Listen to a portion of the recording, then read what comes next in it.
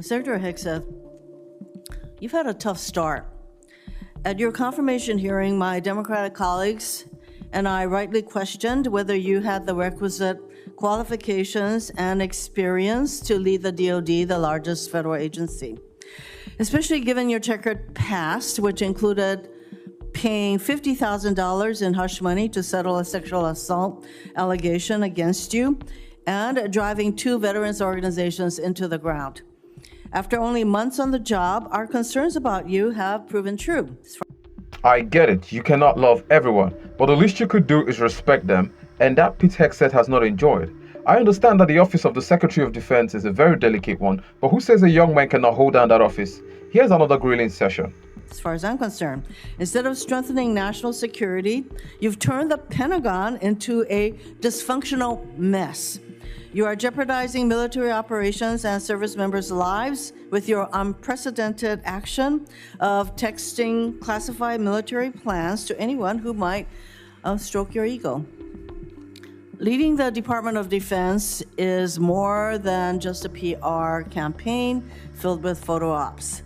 While you pose for cameras, Russia's war of aggression against Ukraine continues unabated. Israel and Iran are also at war, in large part because your boss tore up a multilateral agreement former President Obama brokered with the UK, France, Germany, China, and Russia that curbed Iran's nuclear program and ambitions. Meanwhile, China advances in the Pacific as this regime undermines and attacks our allies. At a time when steady leadership is critical, we are confronted with crisis and instability. Mr. Secretary, close to 5,000 Marines and National Guards have been deployed to LA without the request or consent of the California governor or the Los Angeles mayor, Bass. Rather than calming the situation, this troop deployment is purposefully inflaming and escalates tensions. You claim lethality is your top priority. Do you plan to unleash this lethal force against U.S. citizens and civilians in LA and other cities?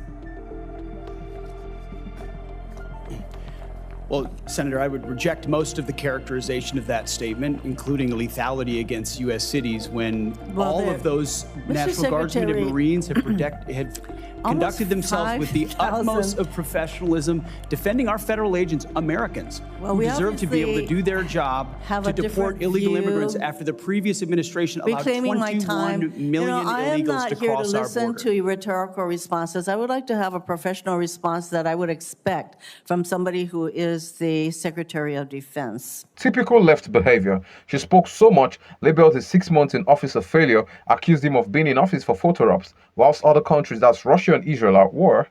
That's crazy. That's such an insincere statement to make. How could Hegseth stop sovereign nations from, going to war? The most they could do through President Trump, his principle, is to intervene and broker peace, nothing more. For the left, it's always political correctness over common sense. Millions of people peacefully demonstrated this weekend against the president acting like a king. Given this regime's dangerous policy of mobilizing troops inside the U.S., the politicizing of the military is a legitimate concern.